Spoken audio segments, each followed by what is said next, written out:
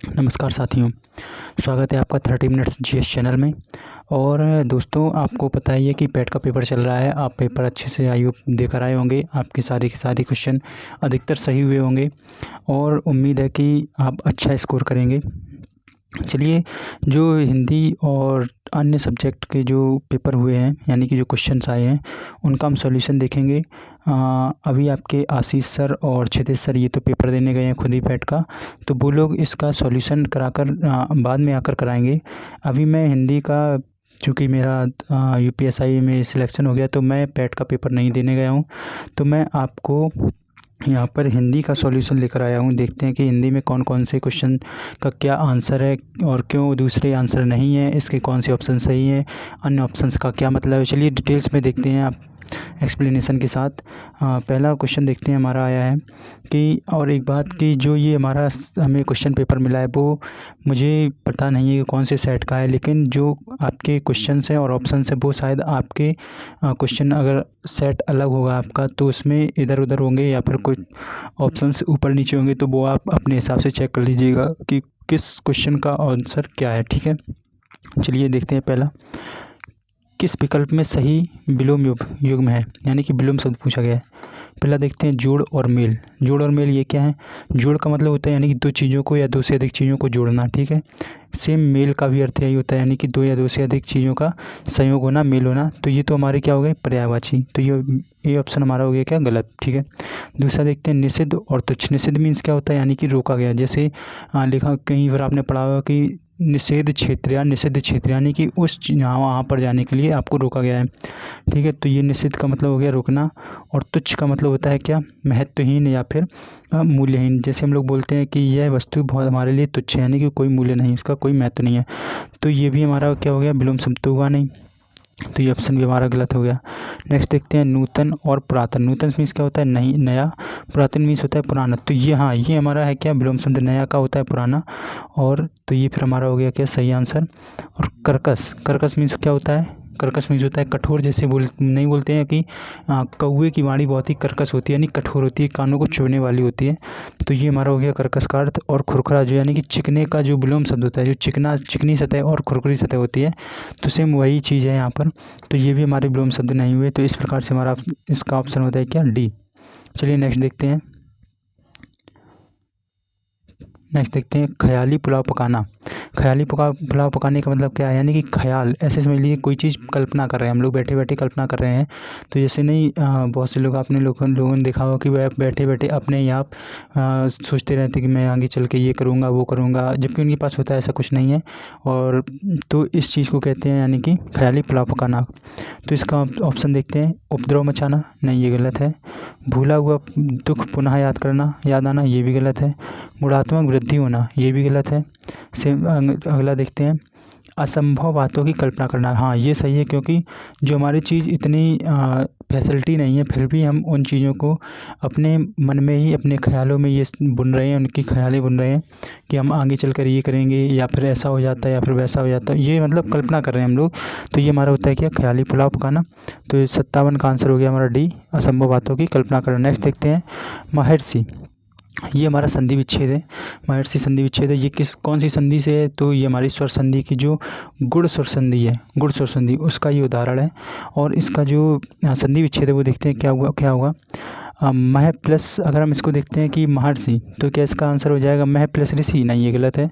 माँ प्लस महर्षि, ये भी गलत है। मही प्लस ऋषि, ये भी गलत है। तो इसका सही होगा हमारा महा प्लस ऋषि। कैसे, जब हम महा देखते हैं, यहाँ पर महा से आता है क्या, हमारा बड़ा आ, प्लस ऋषि, ऋषि से आता है हमारा क्या, री। तो ये जब दोनों मिलते हैं तो हमारा बनता है क्या, अर हमारा बनता है, ये रा हलंत है। तो यही अर जो हमारा होता है वो कहाँ पर, ये री सी, ये रा यहाँ पर आ जाता है रेफ रूप में। तो इस प्रकार हमारा ये सही आंसर हो गया क्या, ए नंबर। नेक्स्ट देखते हैं, किस विकल्प में शब्दयुग्म का अर्थ भेद सही नहीं है। यानी कि ये जो इस तरफ जो शब्दयुग्म आपके दिए गए हैं और इस तरफ उनका अर्थ दिया गया है। तो यहाँ देखते हैं, अवलंब का अर्थ क्या होता है। अवलंब का अर्थ होता है सहारा, जबकि यहाँ पर क्या दिया गया है, अधर। अविलंब का अर्थ क्या होता है? आ मीन्स नहीं, विलंब मीन्स देर, यानी कि बिना विलंब के, बिना देर के। यहाँ पर जबकि क्या दिया गया है? विलोकित। तो ये हमारे दोनों ही अर्थ गलत हैं। तो इसका मतलब इसमें पूछा क्या गया? सही नहीं है, सही नहीं, यानी कि इन दोनों का अर्थ कैसा है? गलत है। तुम्हारा आंसर यही हो जाएगा सही, ए। और इसमें देखते हैं क्या, अंश मीन्स हिस्सा, यानी कि यहाँ ये सही, जहाँ भी सीटी वाला सा है अंश में, वो उसका अर्थ होता है हिस्सा, यानी कि ये सही है। और दूसरा अंश जहाँ सपेरे वाला सा है उसका अर्थ होता है कंधा, ये भी सही दिया गया है। फिर अर्थ अनिल और अनिल, अनल, अनिल मीन्स हवा होता है, सही है। अनल मीन्स हो जाता है आग, ठीक है। अपेक्षा, आशा, और उपेक्षा का अर्थ यहाँ पर दिया गया है निरादर। तो ये भी हमारे डी के भी सारे सारे जो अर्थ हैं वो सही हैं, और सी के भी ऑप्शंस के अर्थ सही हैं, बी के ऑप्शंस भी अर्थ सही है। जबकि इसमें क्या पूछा है? सही नहीं है। तो हमारे जो ए ऑप्शन है, ए, इसका अर्थ सही नहीं, यानी कि हमारा ऑप्शन सही हो जाएगा कौन सा? ए। नेक्स्ट देखते हैं 60 नंबर। सभी शब्द पर्यायवाची हैं। रीता, रिक्त और तिक्त। पहला ऑप्शन रीता मीन्स क्या होता है? जब हम लोग गांव की भाषा में बोलते हैं रीता, रीता, रीता का मतलब होता है खड़ा होना, सॉरी खाली होना, ठीक है, खाली। जब हम लोग बोलते हैं कि ये बाल्टी रीत गई है, घड़ा रीत गया है, तो भी हमारा खाली, ठीक है। और रिक्त मीन्स भी होता है क्या? खाली। और यहाँ पर देखते हैं तिक्त, तिक्त मीन्स होता है तीखा, तिक्त मीन्स क्या होता है? तीखा, ठीक है। तो ये यहाँ पर खाली के दो पर्यायवाची तो हमें मिल जाते हैं, कौन सा? रीता और रिक्त, ठीक है, ये तो दोनों। जबकि जो तिक्त है वो हमारा तीखा पर्यायवाची, इसलिए हमारा ए ऑप्शन गलत हो जाता है। नेक्स्ट देखते हैं दानव, निशाचर और अम्बक। दानव निशाचर तो हमारे हो जाते हैं किसके? राक्षस के। जबकि अम्बक जो है वो हमारे आँख का पर्यायवाची, यानी कि जो शिव नेत्र है उसको कहते हैं अम्बक। जैसे इसका उदाहरण देखते हैं कि हम लोग महामृत्युंजय मंत्र जब आपने सुना होगा या पढ़ा होगा, तो उसमें बोलते हैं ओम त्र्यंबकम, यानी कि जो त्र्यंबकम शब्द है वो संस्कृत का शब्द है। उसमें त्रिय का मतलब है तीन, अम्बकम का मतलब है आँख, यानी कि तीन आँखों वाली। तो ये जो हमारा अम्बक है उसका अर्थ होता है आँख। तो इस प्रकार से ये भी हमारा ऑप्शन हो जाता है गलत। क्यों? क्योंकि इन दोनों का अर्थ है क्या? राक्षस के पर्यायवाची, जबकि अम्बक है आँख का पर्यायवाची। तो ये भी हमारा गलत हो गया। सी नंबर देखते हैं पार्वती, रुद्राणी, भवानी। जी हाँ, ये सही है। ये हमारी जो शिव जी की पत्नी है पार्वती, उनके तीनों ये पर्यायवाची, तो हमारा सी ऑप्शन सी हो जाता है। जबकि मनोरथ, स्पृहा, निलय देखते हैं। मनोरथ का मतलब होता है मन की इच्छा, स्पृहा मीन्स इच्छा, ये तो दोनों हमारे हो गए किसके? इच्छा के पर्यायवाची। जबकि निलय, निलय का मतलब होता है क्या? वास स्थान, रहने का स्थान। तो ये हमारा हो गया अलग, ठीक है। तो इस प्रकार से हमारा ये भी ऑप्शन हो जाता है क्या? गलत। तो इस 60 का ऑप्शन हो गया सी। नेक्स्ट देखते हैं। अब आ जाते हैं कि हमसे पूछा गया है क्या? अनुच्छेद, यानी कि पैरा पूछा गया है, गद्यांश पूछा गया है। इसके देखते हैं कि क्या इसका क्वेश्चन का आंसर सही बनता है। गद्यांश में चिरस्थायी शब्द, चिरस्थायी शब्द का विलोम पूछा गया है। यानी कि चिरस्थायी, चिरस्थायी मीन्स क्या होता है? चिर मीन्स निरंतर, यानी कि हमेशा, और स्थायी मीन्स रहने वाला, जो हमेशा स्थायी रहता है उसे क्या कहते हैं? चिरस्थायी।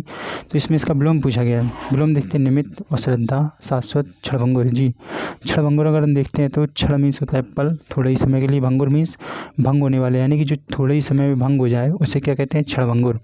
और जबकि यहाँ क्या दिया गया? चिरस्थायी, यानी जो हमेशा रहे। तो ये इसका मतलब है कि चिरस्थायी का जो चिरस्थायी का जो विलोम शब्द है वो हमारा कौन सा सही होगा? क्षणभंगुर, ठीक है।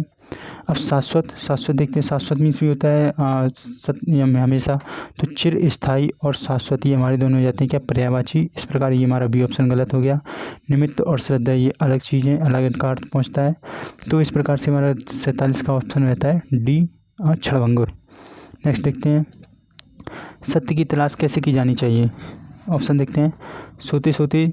सोते जागते समय राम नाम का स्मरण करते रहें। सत्य की तलाश इस शरीर द्वारा संभव है। श्रद्धापूर्वक अंतः विद्यमान सत्य के मार्ग पर आगे बढ़ते हुए सत्य का साक्षात्कार करें। इनमें से कोई नहीं। नेक्स्ट इसमें देखते हैं कि कहाँ पर दिया गया है ये सत्य की तलाश कैसे की जानी चाहिए। सत्य की तलाश, सत्य की तलाश, जी यहाँ पर हमें मिलता है कि सत्य की तलाश, जिस सत्य की उसे तलाश है वह बाहर नहीं है, यानी कि वह कहाँ है?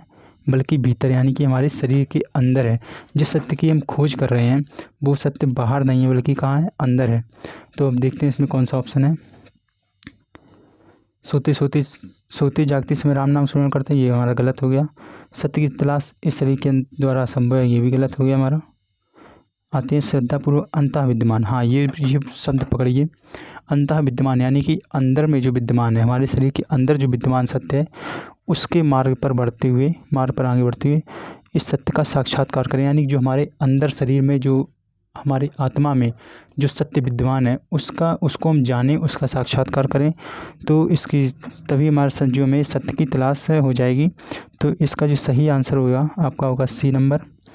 नेक्स्ट देखते हैं, जिज्ञासु को सत्य व अहिंसा के पथ पर चलते समय संकटों का सामना कैसे करना चाहिए? संकटों को सहते हुए निमित्त नाश के बिना आगे बढ़ाना चाहिए।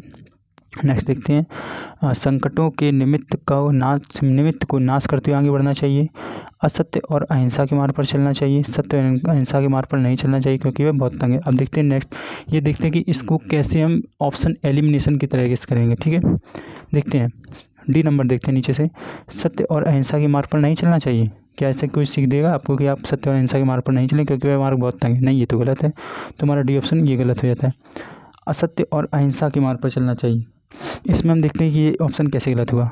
अहिंसा के मार्ग पर चलना चाहिए तो सही है, लेकिन असत्य के मार्ग पर चलना चाहिए, झूठ के मार्ग पर, ये हमारा इस तरह से गलत हो जाता है। झूठ के नहीं, सत्य के मार्ग पर चलना चाहिए। अब देखते हैं ऑप्शन हमारे बचते हैं ए और बी। संकटों को सहते हुए निमित्त नाश किए बिना आगे बढ़ना चाहिए। तो यहाँ पर हम देखते हैं कि इसमें कहाँ पर है पैराग्राफ में, ये जिज्ञासु के सामने यह सवाल पैदा हुआ कि अपने मार्ग में आने वाले संकटों को सहे या उसके निमित्त जो नाश करना पड़े वह करता चले जाए और आगे बढ़े। उसके सामने ये दो सवाल पैदा हुए कि संकटों को सहता रहे या जो उसके जो निमित्त हैं उनको नाश करता पड़े, यानी कि जो संकटों का जो कारण है उसका नाश करते हुए आगे बढ़ता चला जाए। तो यहाँ पर देखते हैं कि अगर वो संकटों को सहता है, संकट सहकर आगे तो बढ़ता है, लेकिन पहले ही नाश में उसने देखा कि जिस सत्य की तलाश में बाहर वितरणी है, इसलिए जैसे जैसे नाश करता है तो वैसे वैसे पीछे रह जाता है और सत्य से दूर हटता है। अगर वह संकट को सहकर आगे बढ़ रहा है तो यहाँ पर क्या लिखा है, सत्य से दूर होता जा रहा है। जबकि हमें सत्य के दूर नहीं होना है, हमें सत्य के पास जाना है, सत्य का साक्षात्कार करना है। तो इस प्रकार हमें संकट को सहकर नहीं चलना है, उसके निमित्त जो नाश करना पड़े उसको करता जाए और आगे बढ़ता जाए। तो इस प्रकार से हमारा जो ऑप्शन हो जाएगा कौन सा सही हो जाएगा, ये वाला बी नंबर। संकटों के निमित्त को नाश करते हुए आगे बढ़ना चाहिए, और अगर वह संकटों को सहते हुए आगे बढ़ेगा तो वह कैसा हो जाएगा, संकट से दूर हो जाएगा। इसलिए हमारा ये ऑप्शन ए गलत हो जाता है, ऑप्शन बी हमारा ये सही है। चलिए नेक्स्ट देखते हैं आगे क्या कहता है। नेक्स्ट क्वेश्चन, सत्य और अहिंसा के मार्ग को अस्सी की धार पर चलने के समान क्यों बताया गया? यानी अस्सी की धार मतलब तलवार की धार, ठीक है। यानी कि ऐसा क्यों बताया कि अगर आप सत्य और अहिंसा के मार्ग पर चलते हैं तो वह तलवार की धार पर चलने के बराबर है। ये इसलिए बताया गया है, ऐसा इसलिए कहा गया क्योंकि जो भी आज हम लोग समाज में देखते हैं कि जो भी व्यक्ति सत्य और अहिंसा के मार्ग पर चलता है उसे हमेशा कठिनाइयों का ही सामना करना पड़ता है, परेशानियों का ही सामना करना पड़ता है। हमारे समाज की विडंबना है कि जो भी व्यक्ति गरीब होता है या जो सीधा साधा व्यक्ति होता है, हमेशा सत्य की राह पर चलता है, उसे अपने जीवन में हमेशा ही कठिनाइयों का सामना करना पड़ता है। जो भी दुष्ट लोग होते हैं या जो भी खुरापाती लोग समझ लीजिए आप, कि वो हमेशा इन लोगों का, जो भी सीधे साधे लोग हैं, सत्य की राह पर चलने वाले लोग हैं, उनको हमेशा परेशान करने की कोशिश करते रहते हैं। वो अगर निर्दोष हैं फिर भी उन्हें कुछ ना कुछ सज़ा मिलती रहती है समाज में। तो ये एक बहुत ही समाज की विडंबना है। इसीलिए बताया गया कि जो भी व्यक्ति सत्य और अहिंसा की मार्ग पर चलेगा उसे अस्सी की धार यानी तलवार की धार पर चलने के समान बताया गया है। चलिए अब इसके आंसर देखते हैं। क्योंकि सत्य और अहिंसा का मार्ग जितना सीधा है उतना ही तंग है, सही है, और इस मार्ग पर चलना अत्यंत कठिन है। बिल्कुल सही बात कही गई है यहाँ पर कि जितना सीधा और दिखता है सत्य की मार्ग पर चलना, सत्य और अहिंसा, लेकिन वह उतना ही तंग है और इस मार्ग पर चलना अत्यंत कठिन है। इस मार्ग पर चलकर अपने जीवन को बिताना बहुत ही कठिन है। तो ये ऑप्शन हमारा तो यहाँ सही लग रहा है। नेक्स्ट देखते हैं आगे। क्योंकि वह हरि का मार्ग मतलब भक्ति का मार्ग, नहीं, भक्ति के मार्ग पर चलना क्या कोई तलवार की धार पर चलने के बराबर? नहीं, हम लोग तो डेली मंदिर जाते हैं, पूजा करते हैं, तो इसमें तो कोई बड़ी बात नहीं है, ये तो कोई कठिन काम नहीं है। चलिए ये हमारा हो गया बी ऑप्शन गलत। नेक्स्ट देखते हैं। सत्य और अहिंसा की डोर पर चलना सीधा और सरल है। कहाँ भाई सरल है? आप चलकर देख लीजिए, 1 महीने देख लीजिए, आपको पता चल जाएगा, ठीक है। तो ये हमारा हो गया गलत, सीधा और सरल नहीं है, अत्यंत कठिन है, ठीक है। और जब ये हमारे बी और सी ऑप्शन गलत है तो डी अपने आप यहाँ हो जाता है गलत। इस प्रकार हमारा सही ऑप्शन बचता है ए। नेक्स्ट देखते हैं।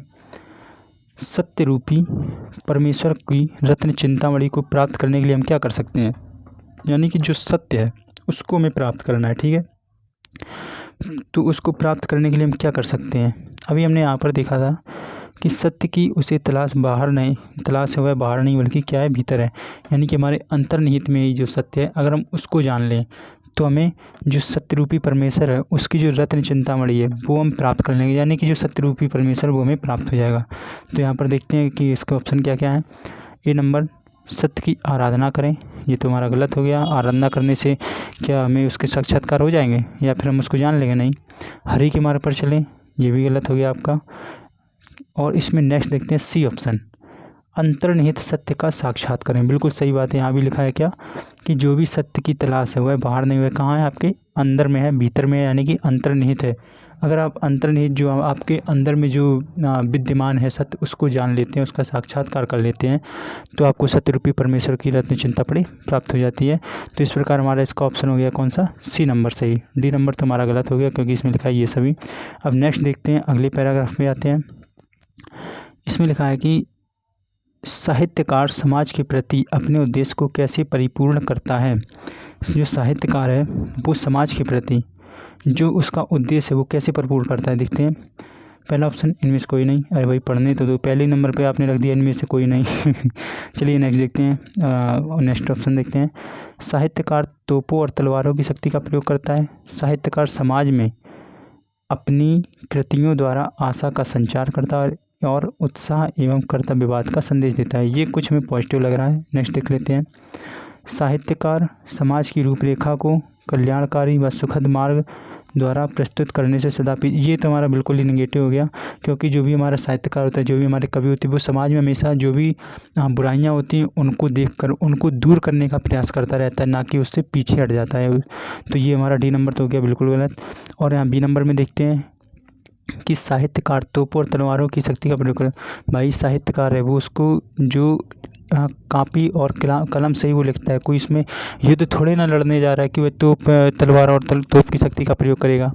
चलिए, तो इस प्रकार से हमारा ये भी ऑप्शन गलत हो जाता है और हमारा ऑप्शन बचता है सी। ठीक है, तो इस प्रकार से आपने देखा कि हमने केवल ऑप्शन को पढ़कर ही, कॉमन सेंस लगाकर ही हमने ऑप्शन सही कर दिया। हमें ये पैराग्राफ पढ़ने की भी ज़रूरत नहीं पड़ी इस क्वेश्चन में। चलिए देखते हैं आगे में ज़रूरत पड़ती है या नहीं पड़ती है। नेक्स्ट एक यहाँ पर हमारा छूट गया 91 नंबर, साहित्य अपने दायित्व का निर्वाह किस प्रकार पूरा करता है। यानी कि साहित्य लिखा जाता है उसका मतलब क्या है, उसका उद्देश्य क्या है, वह अपने उद्देश्यों का निर्वहन कैसे पूरा करता है। देखते हैं, इतिहास बताकर, दुष्प्रभावों को सामने लाकर, दर्पण के माध्यम से पूरी जानकारी देकर। चलिए यहाँ पर देखते हैं पैराग्राफ में क्या दिया गया है कि किस प्रकार वह दायित्व पूरा करता है। ये यहाँ पर लिखा है, साहित्य समाज का दर्पण है। इससे अभिप्राय यही कि वह साहित्य समाज का न केवल चित्र प्रस्तुत करता है अपितु समाज के लिए वह दायित्व निर्वाह भी करता है। ये तो यहाँ पर मिलेगा कि हाँ दायित्व निर्वाह करता है, लेकिन वह कैसे करता है ये हमें आगे पढ़ते हुए मिलेगा समाज में फैली अनैतिकताओं, ठीक है, समाज में फैली अनैतिकता, अराजकता, निरंकुशता जैसे अवांछनीय तत्वों के दुष्प्रभावों को साहित्य बड़े ही मर्म स्पर्शी रूप में हमारे समक्ष लाता है। यानी कि जो भी ये बुराइयां हैं, अनैतिकता है, अराजकता है, निरंकुशता है, अवांछनीय तत्वों से जो भी हमारे समाज को दुष्प्रभाव पड़ता है, तो उसको साहित्य बड़े ही मार्मिक रूप से हमारे सामने प्रस्तुत करता है। तो ये हमारा हो गया क्या, इसका आंसर सही। यानी कि देखते हैं इसमें कौन सा ऑप्शन दिया है। जो भी हमारी ये अराजकता है, निरंकुशता, ये हमारे लिए समाज में क्या है, दुष्प्रभाव है, तो उसी को सामने तो ला रहा है साहित्य। तो इस प्रकार से हमारा ये हो गया बी ऑप्शन सही और ए, सी और डी हमारा हो जाता है गलत। इसका आंसर हो जाएगा सी, बी नंबर। ठीक है, नेक्स्ट देखते हैं। यहाँ 92 हम कर चुके हैं नंबर। अब आते हैं 93 नंबर पे। साहित्य हमें किस तरह से पुरानी पीढ़ियों की जानकारी देता है। यानी कि साहित्य में जो हम पढ़ते हैं तो उसमें किस तरह से हमें जो अपने हमारे प्राचीन काल में क्या क्या हो गया, क्या नहीं हुआ है, उसकी जानकारी कैसे मिलती है। देखते हैं, ये नंबर, समाज में फैली अनैतिकता, अराजकता, निरंकुशता जैसे अवांछनीय तत्वों के दुष्प्रभावों को साहित्य के द्वारा ही जाना जाता है। ये तो कुछ हद तक पॉजिटिव लग रहा है। चलिए आगे देखते हैं। नेक्स्ट, राष्ट्र का इतिहास, गरिमा, संस्कृति, सभ्यता, पूर्वजों के विचार, अनुसंधान आदि तत्कालीन साहित्य के द्वारा ही जाने हैं। ये भी प्लस पॉइंट लग रहा है, ये भी देखते हैं आगे। नेक्स्ट और देखते हैं,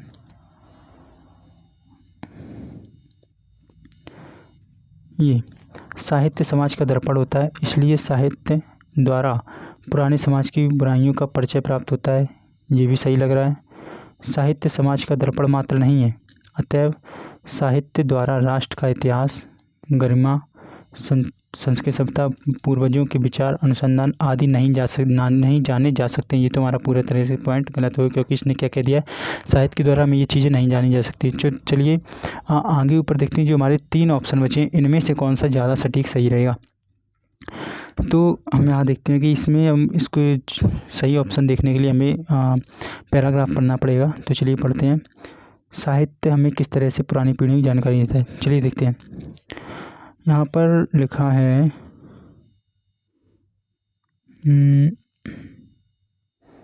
नीचे आते हैं, नीचे नीचे नीचे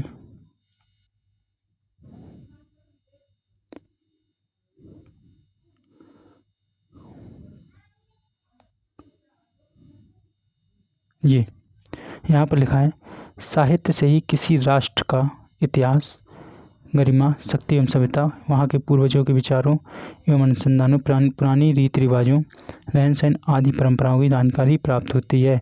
यानी कि इसी से जो हमारे जो पुरानी पीढ़ी थी उसकी जानकारी प्राप्त होती है। तो यहाँ पर हमारा पूरा ऑप्शन मैच कर गया, कौन सा, ऑप्शन नंबर बी। चलिए नेक्स्ट देखते हैं। 94 नंबर,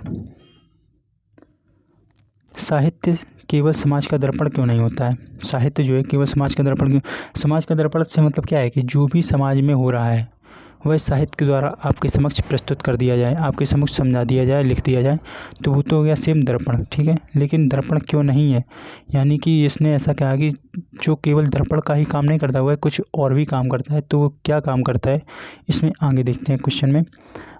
ऑप्शन देखते हैं, क्योंकि साहित्य समाज में फैली अनैतिकताओं, अराजकताओं, निरंकुशताओं जैसे वांछनीय तत्वों के दुष्प्रभावों को हमसे छिपाता है। नहीं, छिपाता नहीं, वह हमें दिखाता है, हमारे समक्ष प्रस्तुत करता है मर्मस्पर्शी रूप में, यानी कि मार्मिक रूप से हमारे समक्ष प्रस्तुत करता है। तो ये हमारा ए ऑप्शन हो जाता है गलत। बी नंबर देखते हैं, क्योंकि साहित्यकार केवल समाज की विडंबनाओं और विसंगतियों को दर्शाता है, ये भी हमारा गलत है। क्योंकि वह अनैतिकताओं को भी दर्शाता है, निरंकुशता को भी दर्शाता है, तो ये बी नंबर भी हमारा गलत हो गया। सी नंबर देखते हैं, क्योंकि साहित्य द्वारा समाज की विडंबनाओं और विसंगतियों पर प्रहार करके उनमें सुधार लाने की कोशिश की जाती है। जी हाँ, ये सही है कि जो भी हमारा साहित्य होता है वो किस तरह से लिखा जाता है कि जो हमारे समाज में होता है उसको कवि या साहित्यकार अपने लेखनी के द्वारा वो बिल्कुल मर्मस्पर्शी यानी कि मार्मिक रूप से उसमें भाव देकर उससे जो हमें हमारे समक्ष प्रस्तुत करता है, और उसके बाद उसको सुधारने के लिए भी वह आगे लिखता है कि इस चीज़ को हम कैसे सुधार सकते हैं और इस समाज में क्या क्या गलतियाँ, क्या बुराइयाँ, हमें इससे कैसे उभरना चाहिए, ठीक है। यानी कि सुधार लाने की भी कोशिश की जाती है। तो एक तो हो गया हमारा क्या कि वही सेम चीज़ दिखा दी जो समाज में हो रहा है, तो वो तो हमारा हो गया दर्पण। लेकिन वह दर्पण ही नहीं है, अपितु वह क्या है कि उसमें सुधार लाने के लिए भी कोशिश करता है। तो ये हमारा हो जाएगा यहाँ पर ऑप्शन सी सही। और डी हमारा क्यों नहीं होगा, यहाँ पर देखते हैं कि डी हमारा क्यों नहीं होता है, क्योंकि साहित्य समाज की प्राचीन परंपराओं से जुड़कर अंधविश्वासों जैसे दूसरों को स्वीकार करना सिखाता है। तो ये तो हमारा ऑप्शन बिल्कुल गलत होगा। क्यों, क्योंकि इसमें ये लिखा है कि जो हमारे अंधविश्वास चल रहे थे प्राचीन काल में, उनसे उनके जो दूसरे यानी कि उनके दुष्प्रभाव वो हम लोगों को स्वीकार करना सिखाता है, यानी कि हम लोग उसको स्वीकार करें, ऐसा कहीं होता है नहीं, ऐसा नहीं होता है। तो इसलिए हमारा डी ऑप्शन गलत हो गया और हमारा सी ऑप्शन सही। नेक्स्ट देखते हैं कि प्रस्तुत गद्यांश का सर्वाधिक उचित शीर्षक क्या हो सकता है। साहित्य का भविष्य, नेक्स्ट समाज, साहित्य और समाज, साहित्य और शिक्षा। अगर हम पूरा यहाँ पर पढ़ते हैं पैराग्राफ तो हमें केवल 2 ही चीज़ें मिलती हैं, क्या, साहित्य और समाज, यानी कि 2 ही चीज़ें मिलती हैं। अगर हम यहाँ पर पहला ऑप्शन देखें तो यहाँ पर केवल क्या दिया है, साहित्य का भविष्य, समाज शब्द का कोई यहाँ पर उन्होंने उल्लेख ही नहीं किया, तो इस प्रकार हमारा ये ऑप्शन गलत हो जाता है। बी में केवल समाज दिया गया, साहित्य नहीं दिया गया, इसलिए ये भी हमारा गलत। सी नंबर में साहित्य और समाज, यहाँ ये हमारा ऑप्शन दोनों दिए गए यहाँ पर, इसलिए हमारा सबसे सटीक आंसर हो जाता है। और साहित्य और शिक्षा की तो यहाँ कोई बात ही नहीं की गई, केवल साहित्य और समाज का एक दूसरे से संबंध बताया गया है। तो ये हमारा ऑप्शन 95 सही हो जाता है। तो आई होप आप लोगों को सारे जो भी हमारे हिंदी के क्वेश्चन आए थे 15, 5 हमारे व्याकरण से संबंधित और 10 हमारे पैराग्राफ से संबंधित। तो आई होप आप लोगों को सभी के सही आंसर मिल गए होंगे और मुझे ऐसी आशा है कि जो भी मैंने आपको इस चैनल पर आंसर बताए हैं, आंसर की बताई है हिंदी की, तो शायद ही है जो इसमें से एक या दो, केवल एक या दो क्वेश्चन की संभावना है, वो भी पैराग्राफ में, कि अगर इनका आंसर आयोग के द्वारा बदल दिया जाए, वरना सेम की सेम पूरी यही आपकी आंसर की रहेगी जो ऑफिशियल आएगी, सेम यही उसके ऑप्शंस रहेंगे और उनके जो आंसर होंगे वह रहेंगे। तो चलिए अब मिलते हैं अगली क्लास में, अपने जो बर्तनी की क्लास है उसमें मिलेंगे। और आपके जो भी अभी आगे पेपर आएंगे उसमें हम केवल आपको यही इसके आंसर की देते रहेंगे। अभी क्लासेस 2 दिन तक बंद रहेंगी, क्योंकि चूँकि पेट का पेपर चल रहा है, तो उसके सॉल्यूशन के लिए हम लोग क्लासेस को अभी बंद रखेंगे और अपने ये सॉल्यूशन कराते रहेंगे। चलिए आप लोग पढ़ते रहिए और मस्त रहिए। वीडियो अच्छी लगे तो शेयर कीजिए, चैनल को सपोर्ट कीजिए और सब्सक्राइब कीजिए। चलिए मिलते हैं नेक्स्ट वीडियो में। धन्यवाद।